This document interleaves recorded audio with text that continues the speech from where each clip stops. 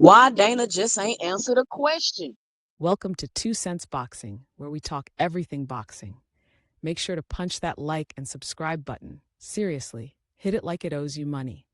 Want to go the extra mile? Drop a super chat or donate to the Cash App, because who doesn't love supporting quality content? Catch me live every Friday at 6:30 p.m. and Sunday at 5 p.m. See you there. Hi, welcome to the channel. I'm Jay, and this is our 2 cents, where we talk everything boxing, and everybody's entitled to their own opinion.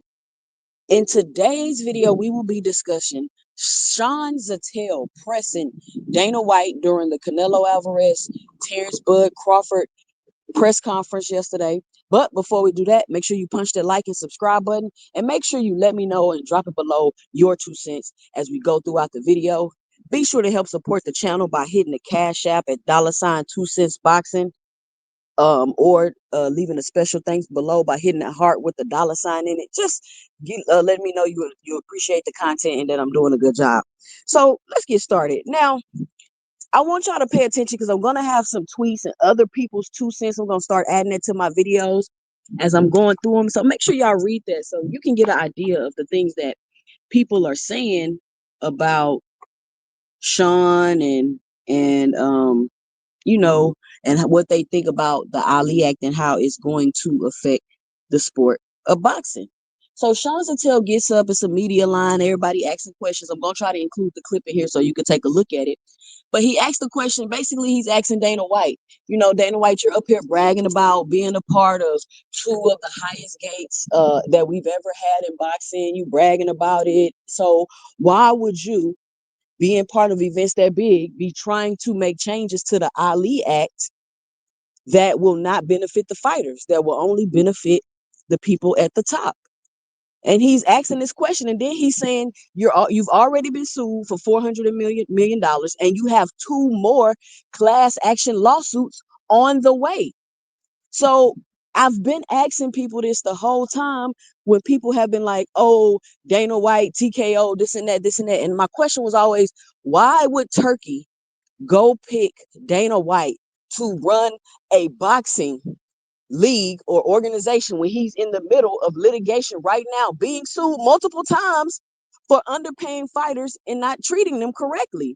I'm a tag y'all. Make sure y'all click the video that I tag. I think it's Dana White don't know shit about boxing. I made a video about this already, so when I'm gonna add it to the end of the video. Y'all make sure y'all click it so you can get my 2 cents about that. I'm not trying to get into all that right now, but Sean basically asked him, like, what's up, like, why would you want to do this?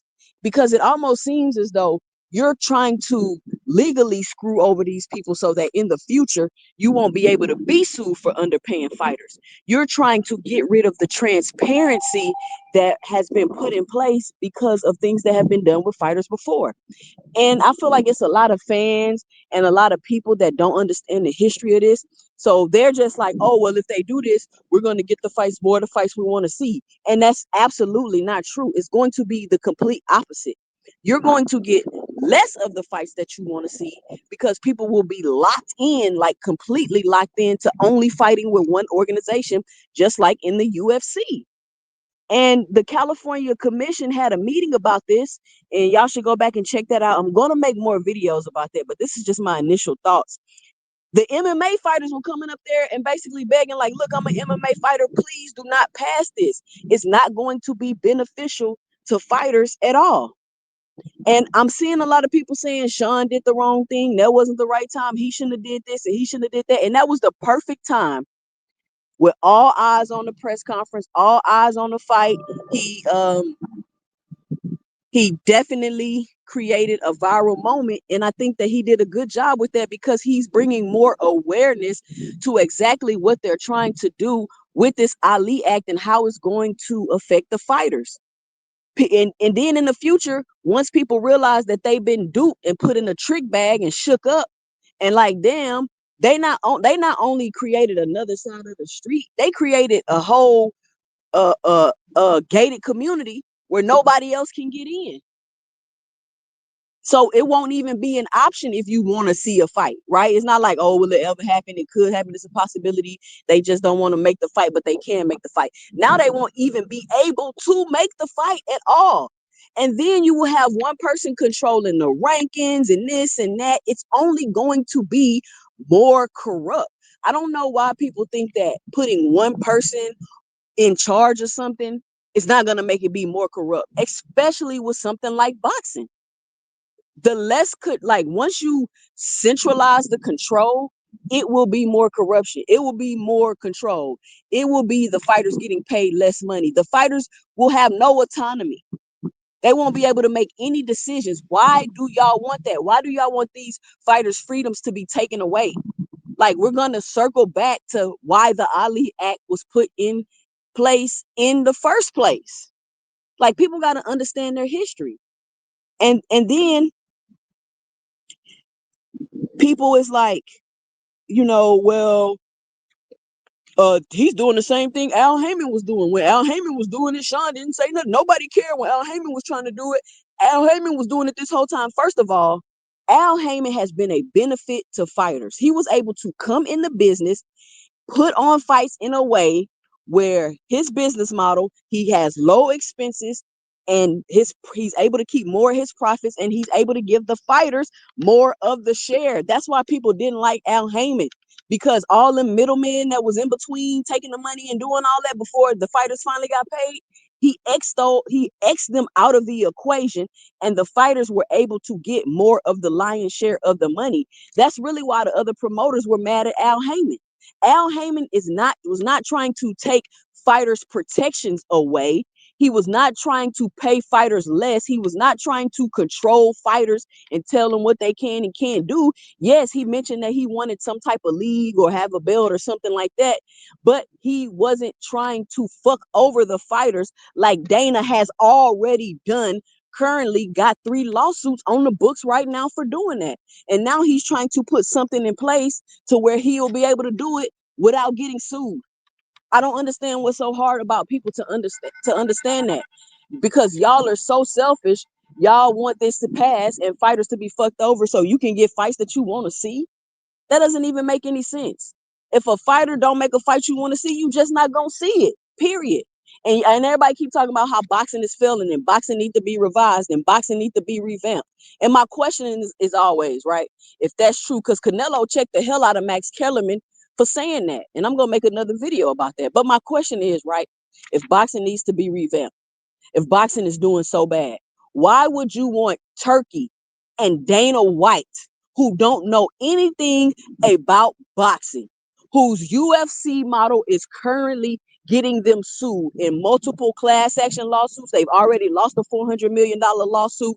Turkey don't know what the hell he's doing. He's putting fights in the middle of the day. He's competing with college football. He hasn't really been too successful.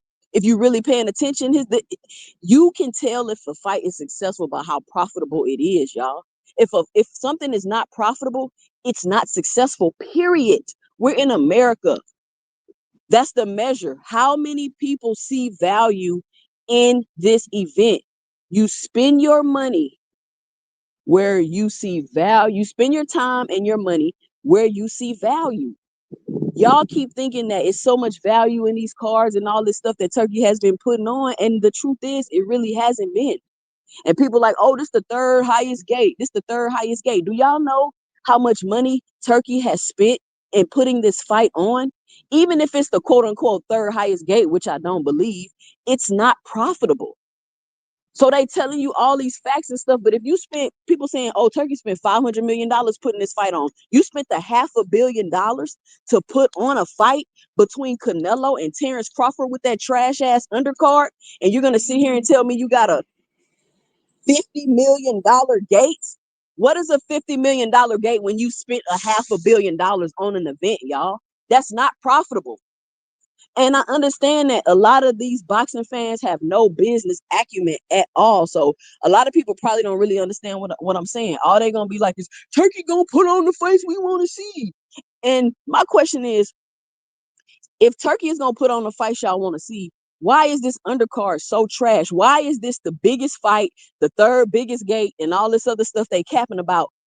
But you don't got no great cards on this fight like that. Y'all remember Turkey was putting on the cards and everybody was like, oh, every fight on this card can be a main event. What happened to that? Because every fight on this card can't be no main event, but this supposed to be this biggest fight of the century. So Sean checking Dana White is absolutely what he needed to do, especially as a journalist.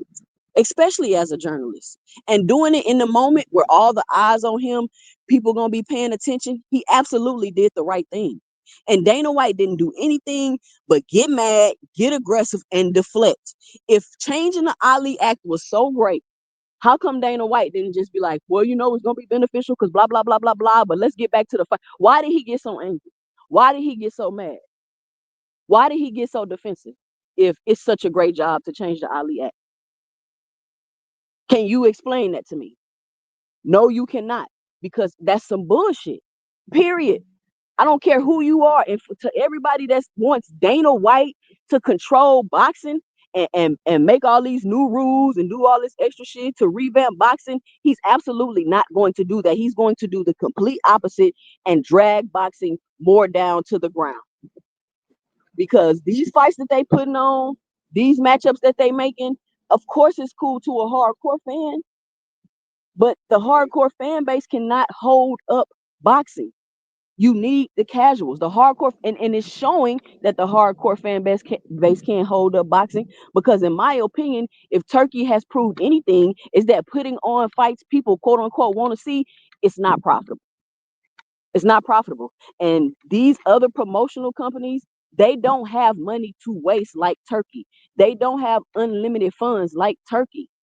And that Turkey shit is dying out anyway. It's dying out based off this undercard that they putting on.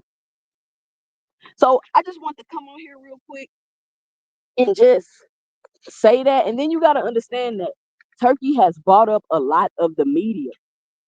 It was so cringy, in my opinion, my 2 cents, to watch their press conference because of all of the capping they was doing, all the glazing they was doing. Like, oh my God, like, can y'all stop? They was glazing so hard that Canelo had to check Max Kellerman, y'all. But anyway, I just want to come on here real quick and just give my initial thoughts about this. Y'all join me live tonight, 6:30 p.m. All Woman Panel Friday review show. I'll be live if y'all want. So let me know what you think by dropping your 2 cents below in the comments about Sean Zitell pressing Dana White to ask him why he's making changes to the Ali Act. By dropping your 2 cents below in the comments, follow me on IG at 2 cents boxing. Follow me on X at 2 cents 20. Be sure to click this video right here. Dana White don't know shit about boxing, so you can hear my 2 cents about how I feel about Dana White and him taking over a boxing organization. And stay tuned for my 2 cents in the next video.